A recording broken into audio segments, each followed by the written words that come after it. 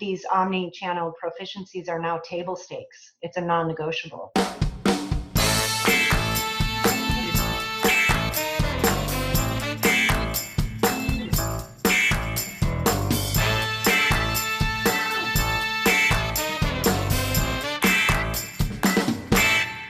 Okay, welcome back to the Marketing Playbook, presented by Details Interactive.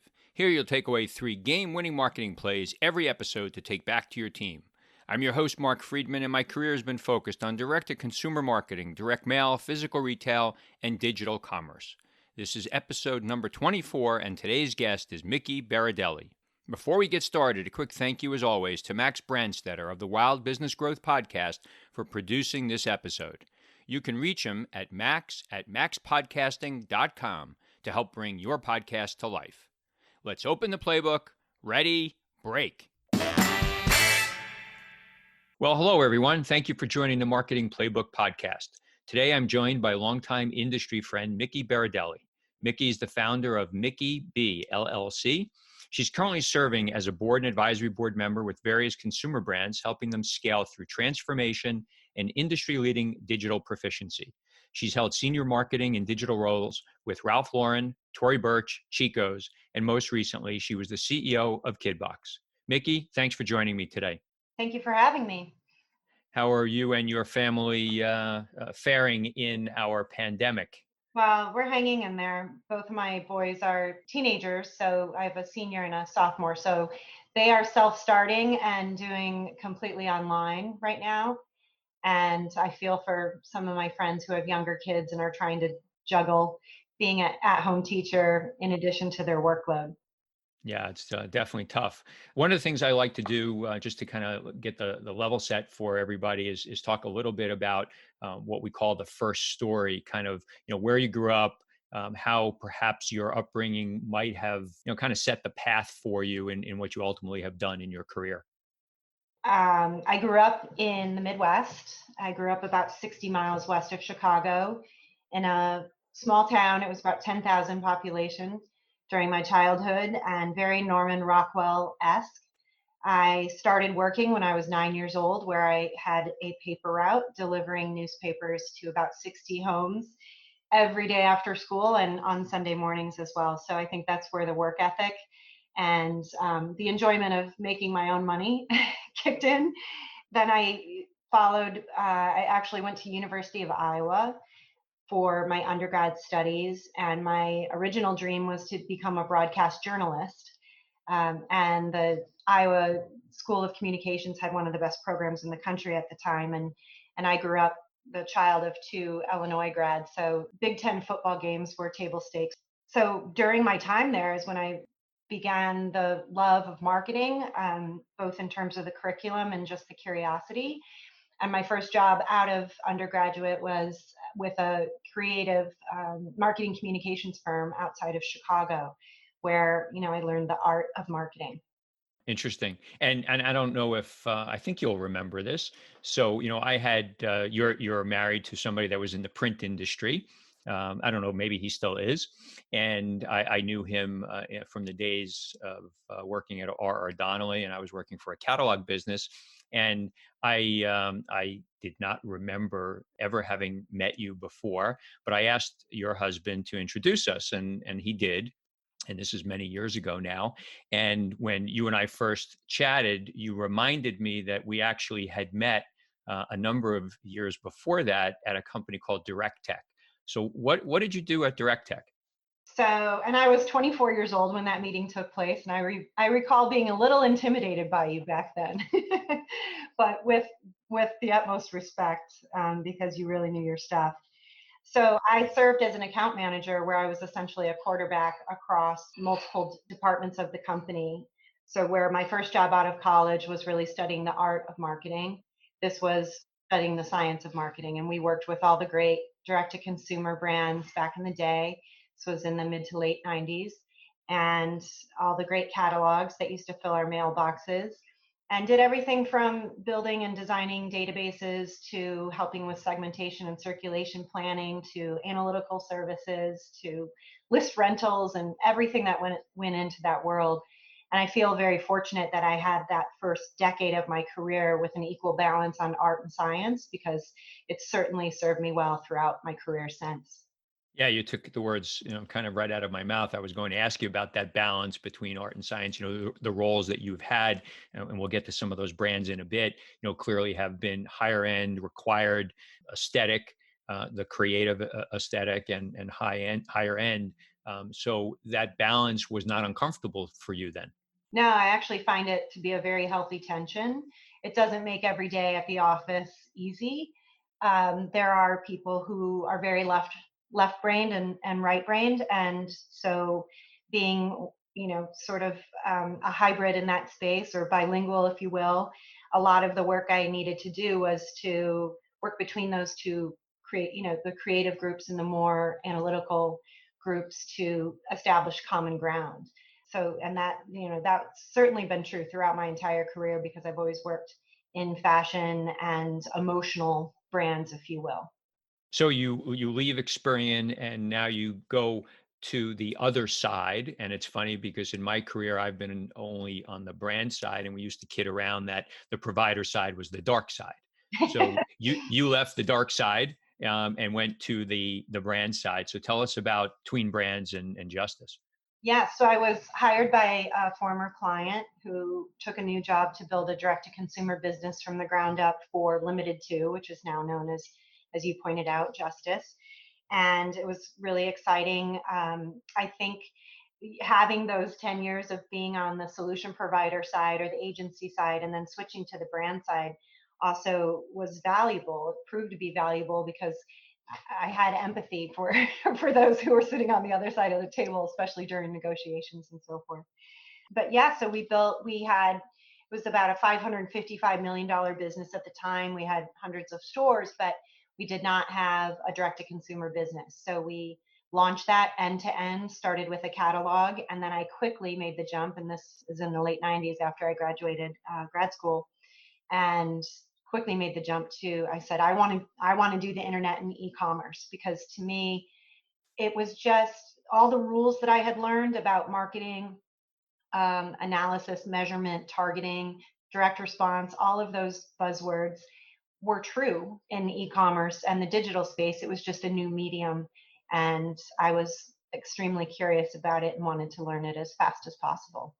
The focus of this show, although it's marketing, one of the promises to the listener is that we give them three takeaways that they can take back either to their personal life or to their business life. And one of the things that you just described is you made a leap into something that was not only maybe not outside of your comfort zone, but it was different than what you were doing, and it was something that was kind of in its infancy with respect to the internet.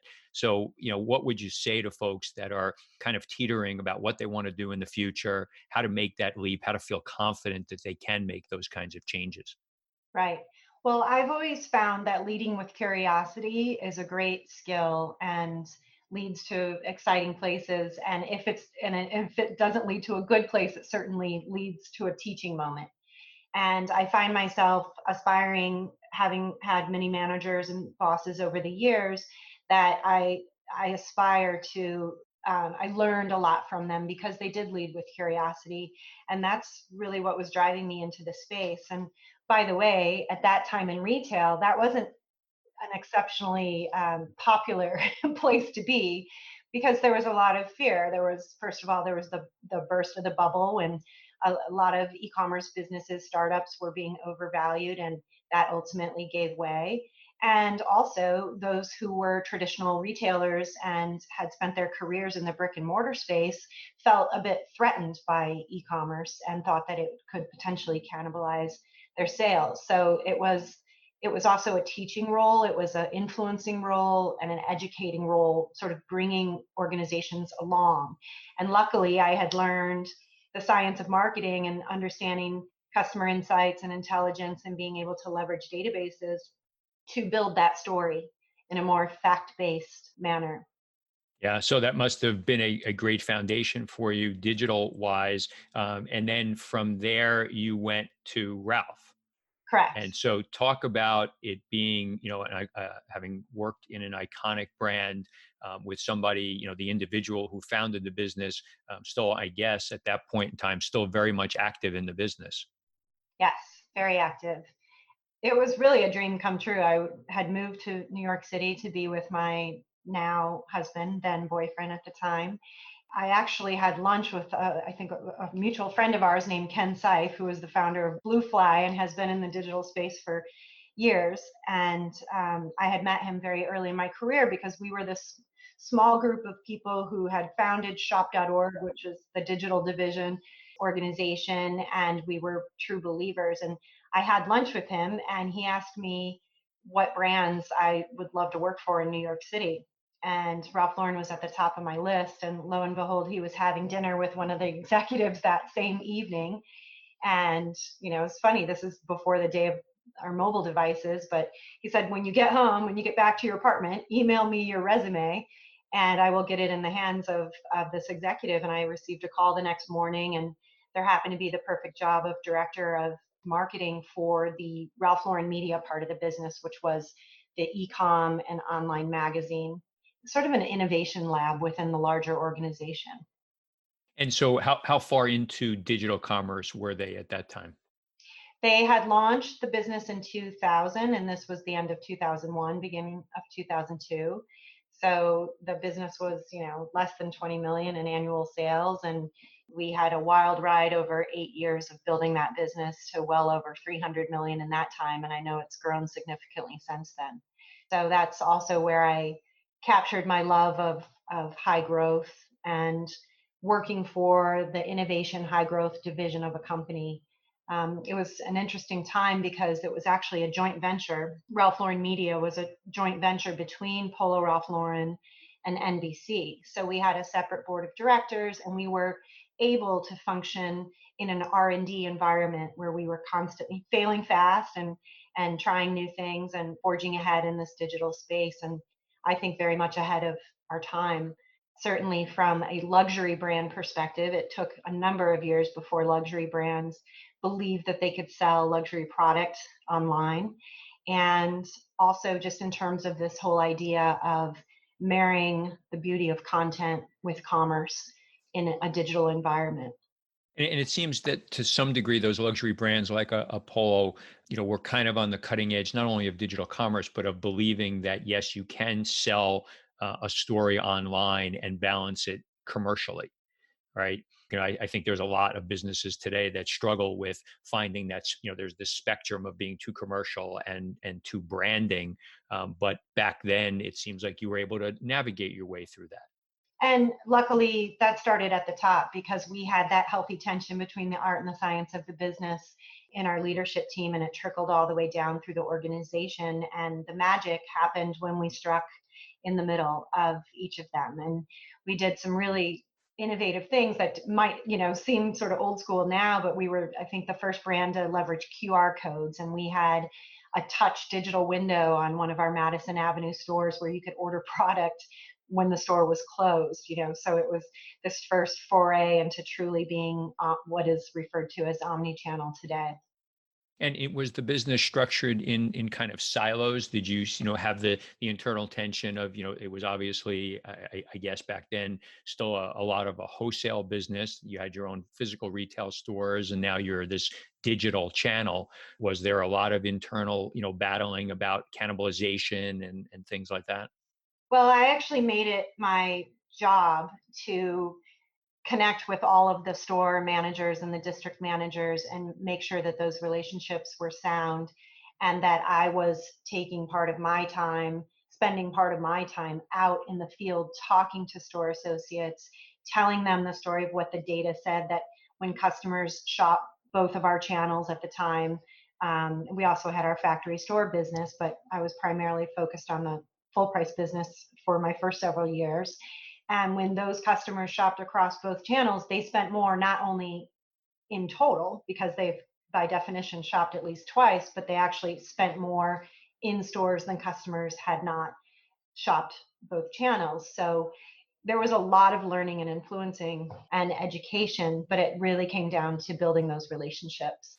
At the same time that you were at Ralph, I was at Brooks Brothers, Right. and I had just gotten there, and I went there to run the direct business. And in those days, they had a very nascent web business. Maybe it was $5 million.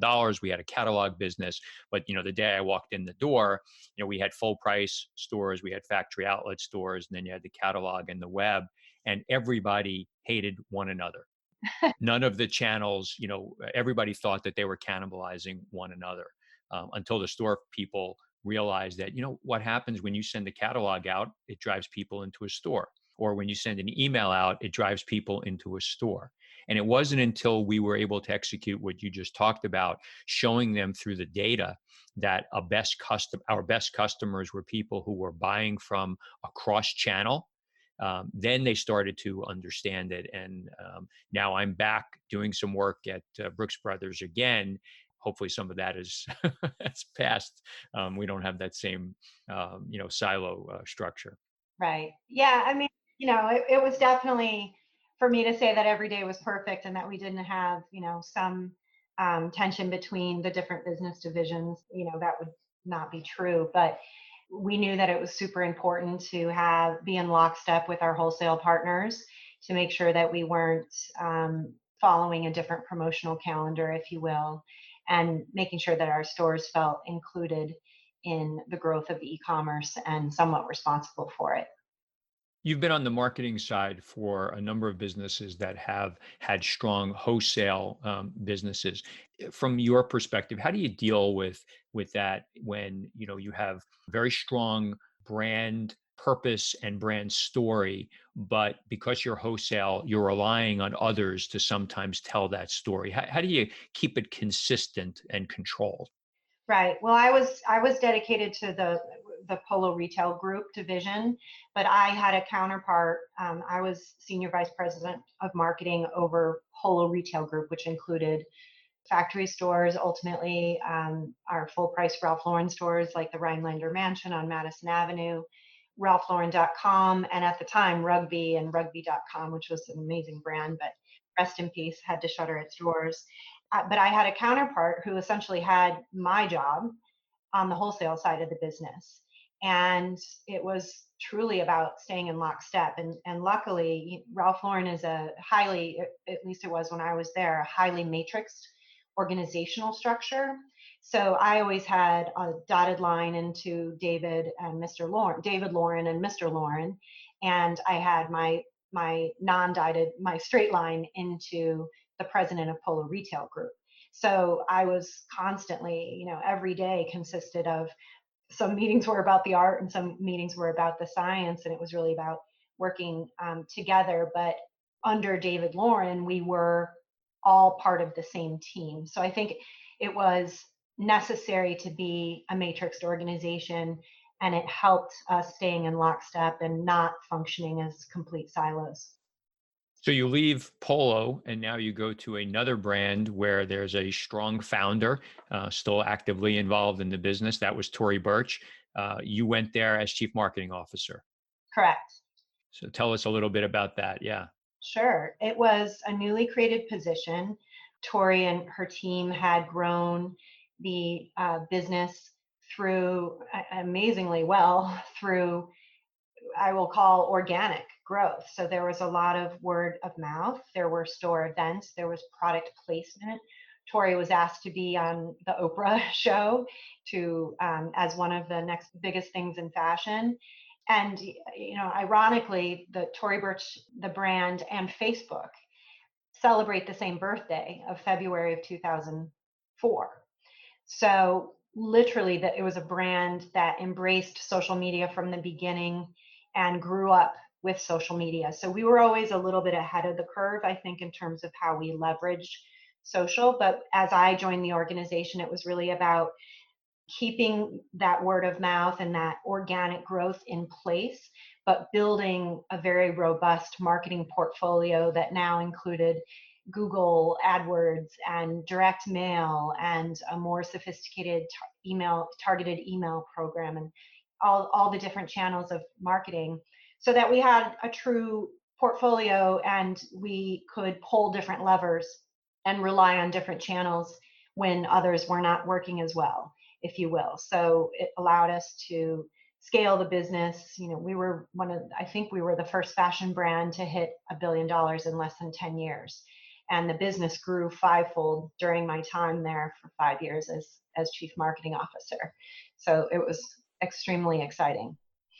Were there any mistakes that you made, at Polo, that you felt like I'm not doing that again in my next gig, and now you get to Tory and you're thinking about what I'm not going to do, but the things that I'm going to focus on?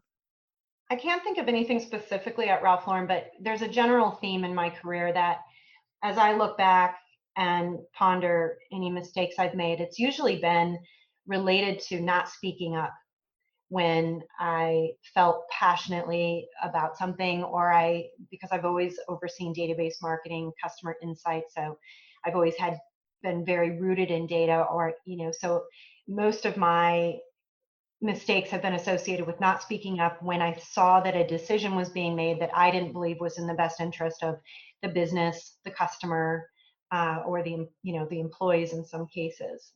And that has been a general theme, and I don't do that anymore. I can say that for sure. And I also grew up through, I was a young director as part of the limited organization. And, this was the 90s, so it was very different than today.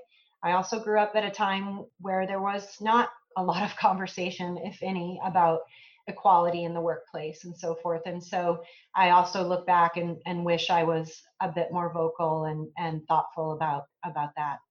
So how do you, I know you're involved in a bunch of mentoring, kinds of opportunities, and we'll come to that, but, just as it pertains to speaking your mind, how would you counsel somebody, in a situation mid-management, how would you counsel them to, speak their mind if they felt like there was something that was being done that they either had a different perspective on or they had different information about? Right.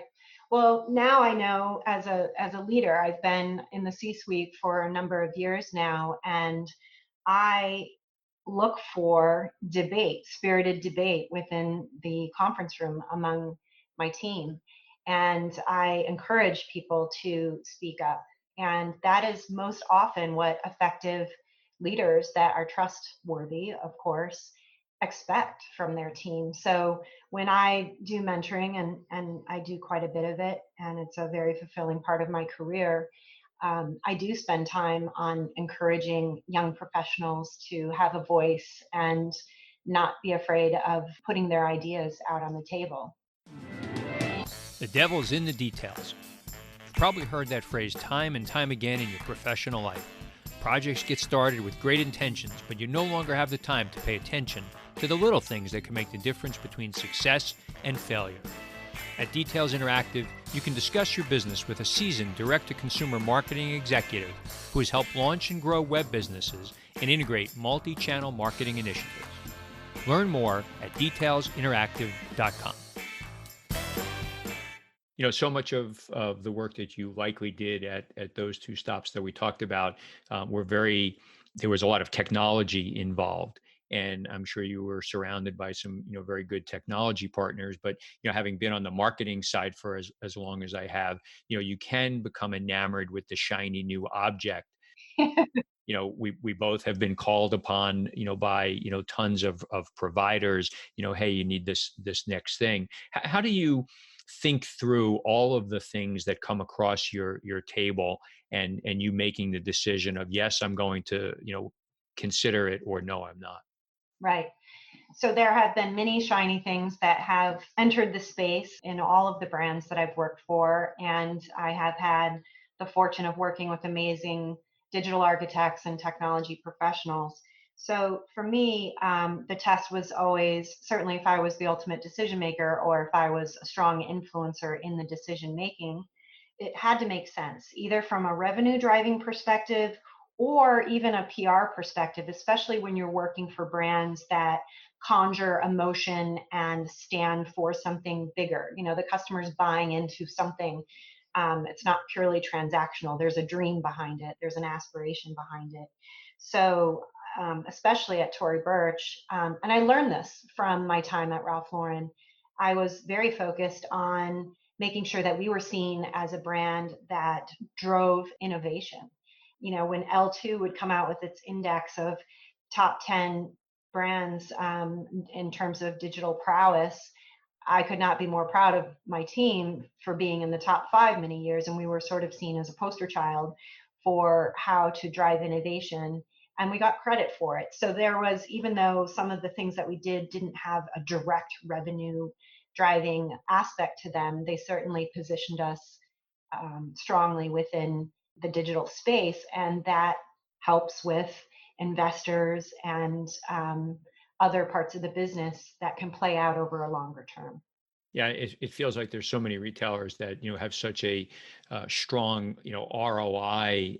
Look, we all have to make money. I get it, but there are just some things that feel like they are right to do for your digital business or for your physical retail stores that you may not be able to easily identify an ROI, but they certainly are the right things to do for the business. Exactly. So you had a nice run at Tory. How long were you there for? I was there from 2009 to 2014, so 5 solid years. That's great. And then you had a stop at Chico's. So that business was somewhat struggling, I guess, by the time you got there. Is that true? No, actually wasn't No. struggling when I got there. It started struggling shortly after my time there. I'm not taking credit for that. Yeah. That just happened to be how the timing worked out. Right. And so, what were you brought there to do? That was also a newly created position. So there's also this theme of I'm sort of an agent of change and transformation and influence and education. And I've had amazing mentors throughout my career, and also some really strong friends that play in the recruiting space. And I was hearing from many of those mentors and friends that I was ready to be a CEO. And the truth of the matter was that I was managing an end-to-end P&L as a chief marketing officer. So I was essentially a divisional president and had been for 5 years. And so I was encouraged to pursue that. And I was in a position, much like I was at Ralph Lauren, where I'd kind of hit the ceiling in terms of where I could move. And, it was a tough decision because both of those experiences were wonderful and I was super happy. But sometimes you have to move out to move up. And I met Dave Dyer, who was, multiple time retail veteran CEO. Several of our mutual friends actually had worked for him back in the day of Land's End, where he was CEO twice. He did a turnaround at Tommy Hilfiger. He ran HSN, and then he had been running Chico's very successfully for about 7 years when I started. And we met over dinner in New York City, and I went into the meeting not, just thinking I've always wanted to meet him because I've heard wonderful things. And I walked out of the dinner thinking I have more to learn from him and it would be an honor to work for him. So we worked together. He with his in-house human resources team, and put together a role that was new to the company, where I was president of digital commerce. And for those who don't know, Chico's FAS consists of Chico's, the brand, White House Black Market, and Soma Intimate. So we had 3 separate brands. And so I came in as president of digital commerce over all 3 brands and chief marketing officer over all 3 brands. So it was this idea of centralizing and building digital commerce proficiency within each brand so that it wasn't functioning as a separate part of the company. And then as CMO, it was about identifying the learnings and the wins that we're having in each individual brand, and making sure that those marketing leaders were talking to each other, sharing those wins, because at the end of the day, we're a public company. And when we win as Chico's FAS, everyone wins and our shareholders win. Interesting. So in that kind of a role, was everything centralized from a marketing perspective, and product was decentralized? Actually, the senior vice presidents of marketing that resided within each brand and also had a dotted line to the brand presidents reported to me. That was a very thoughtful decision about the role, to identify ways that we can leverage the fact that we're a multi-brand business and identify expense opportunities, expense reduction opportunities, different strategies in marketing, things that were working in loyalty programs, and really leverage that across the enterprise. Interesting. So it was another matrixed organization, which you seem to have had a few times in your career. Yes. So let's talk about, we're sitting here right now, third week in September. We're still knee deep in the pandemic, but there's been lots of change in retail, both from a digital and a physical retail perspective. I know that you follow closely, what's going on. What have you seen that has stood out for you that, maybe something that's just not going to change, going forward? You've heard lots of stories around, how digital got accelerated by, 3 years, 5 years, 10 years. What have you seen in your conversations with folks? Right. So I spoke a little bit earlier about how this believe in all things digital and what is now called omni. When I was younger, it was called multi-channel or cross-channel. And, that was not always a popular position to be the advocate for that part of the business. And I hate to say it, but what happened with COVID was a big "I told you so" for those who were not believers, unfortunately. And it pains me. My entire career has been in retail, and every time I saw a headline that doors were being shuttered or a brand was filing for bankruptcy, and we continue to see those headlines, it was heartbreaking. But I think it was very clear to see the retail businesses that were bullish and invested in digital and omni-channel, what I will refer to as agility. They were much less affected. There are certain brands who were able to keep their stores open in having their managers and small teams working in the stores and leveraging the store as a mini distribution center because they were set up for buy online, pick up in store, and they were able to easily shift to curbside pickup, for example. And brands that did not have that agility and had not invested in it really struggled. So, I think in terms of the big theme of the change, things that used to seem like a choice or a decision to be made or investments to be prioritized among other investments, and as retailers we're constantly having to prioritize what we're going to do when. These omni-channel proficiencies are now table stakes. It's a non-negotiable, and that is what will fuel this next 3 years. I think we're going to see more and more retailers, unfortunately, probably not succeed. But I believe we'll see a lot of brands that really set the example of how to think differently. What are you seeing with respect to holiday? So, we're now 2 months out. Are you expecting people to go back to stores? Are you expecting, we've had lots of conversations about online shopping happening earlier for the holidays. So, still there might be a strong Black Friday online and that whole, Thanksgiving weekend into Cyber Monday. But perhaps it might be a little flatter simply because it would be more spread out. Any thoughts on that? It's going to be really interesting. I've really heard sort of two different camps of thought on that. Those who are truly omni, again, seem to be cautiously optimistic. A potential shift in more dollars spent on gifts and gifting than travel, perhaps, as families would often travel during the holiday season. Many are going to be hunkering down at home, and that could translate to increased gift giving.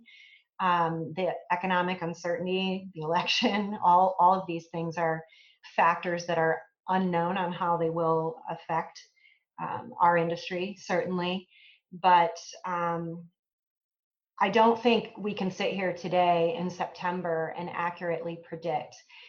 A lot. The other thing that people are waiting for is the shift in the weather and the shift into fall and winter weather, and how how COVID will be affected by that. Will it spread more? Will it spread less? Will we continue to see these outbreaks that will make consumers certainly more cautious and probably careful and not lining up on Black Friday and for doorbusters at their favorite stores? I don't know, but I certainly have been hearing a lot of chatter about it and predictions. As somebody who spent so much of your career in apparel, so the pandemic started in March, so spring and summer goods that may have already been in store or on their way, presumably are still sitting in DCs and in back rooms in stores. What does that bode for spring of next year? Great question. I think some brands have timeless inventory that they will be able to. Many of them had time. Even though the product life cycle is rather long in most apparel companies in terms of when you order the goods and when they are actually delivered, you're usually working 2 seasons ahead at least. I think in terms of spring of 2021, a lot of retailers and brands were able to pivot and salvage probably some of the goods that they weren't even able to sell, certainly through stores in spring of 2020. And I also think that we're going to see a huge shift in design and category preference because we've all shifted to this more, the shift to a more casual workplace was already happening, I think, industry wide. And when you see it happen in high fashion, you know there's a real shift going on. So I think we'll continue to see shifts in categories with more casual wear, less penetration of dressing up and going out and those types of things. And I think that will be true. Unfortunately, I think it'll be true, throughout 2021. So you tell me that you've been very busy. Miki B LLC. Tell me about it. So I'm enjoying what I'll call a portfolio career right now.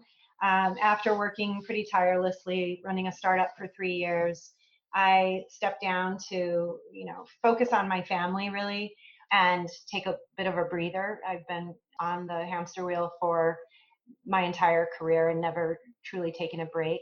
So, and then what I found was that when you take a break, you start getting calls for other things when you've been in the industry as long as I have. So I've had the opportunity. I'm doing some advisory work, advising some startups on everything from raising capital to predicting marketing cost of acquisition of new customers. I'm also working with some solution providers in this space and helping them finesse and perfect their pitch because I've been the decision maker many times when new solution providers come in and present their solution that can help me drive revenue. And I can certainly speak to how busy these executives are and how to cut through that noise. I'm doing some consulting work for some existing omni-channel brands on transformation, those that perhaps had not invested historically or their business model is actually changing and they need to pivot through organizational change and greater investments in technology and infrastructure. I sit on the board of directors of ShopRunner, and I'm an advisory board member for Evergreen Trading, which is a media company in the trade space, and another company called Viper, which is a retail analytics company. And I most recently completed a course. I served as an adjunct professor teaching a marketing analytics course for an MBA program that was purely online. So that was my first foray into professorship, and it was truly enjoyable. That's great. So you've been very busy. That's amazing. You talked about mentoring. I know that's something that we have in common. I've done quite a bit of it. You have as well. So talk about how you got involved in that. What you might be doing today from a mentoring perspective. Sure. So I can think of Sarah Gallagher, who was my first boss at Ralph Lauren.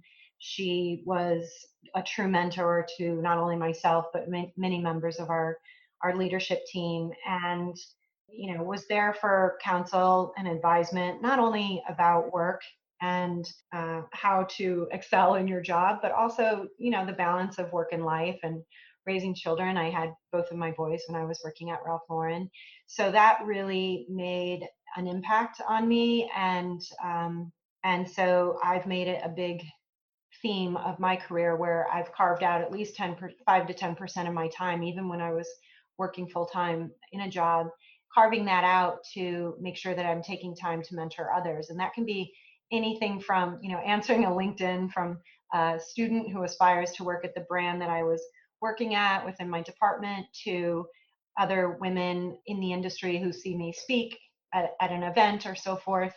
And certainly the people, many of the women and men who have worked on my teams in the past. And so, I guess it's a pay it forward way of thinking about it, because it was so helpful to me. And Sarah was the first, but I've had several over the years. And, that relationship is invaluable, and I truly believe in it. We're coming down to the end of the show here. I like to do a 2-minute drill, a bunch of questions, 7 exactly, to ask you. 1 or 2 words, quick answers. I'm going to start now. Okay? Okay. All right. A brand that you admire or that inspires you? Nike remains relevant, never complacent, and constantly reinventing. Cool. Favorite app on your phone? Well, it was Open Table for a while. Once COVID hit, it's now more about news, content, music apps. So I love Smart News because it consolidates all my news into one place. And then I'm loving Audible, Sonos, and SiriusXM and Spotify. All right, a music file. The last website other than Amazon that you shopped from? Chaser brand. Following my love of music, I have a huge collection of vintage rock t-shirts. And I continue to build that collection. Okay. Well, we're learning a lot about you, Miki. Something that you're not good at, but that you wish that you were? Speaking multiple languages. Okay. A charitable organization that you're passionate about? Anything to do with the environment and cancer. That hits close to home. If you had one superpower, what would it be? To fix the environment. And other than family, what's your most prized possession? My 2 yellow Labradors and my collection of photographs, and of course my health. There you go. Where can people reach out to you on social media, Miki, if they want to connect with you? LinkedIn is definitely the best place to reach out as a result of this engagement.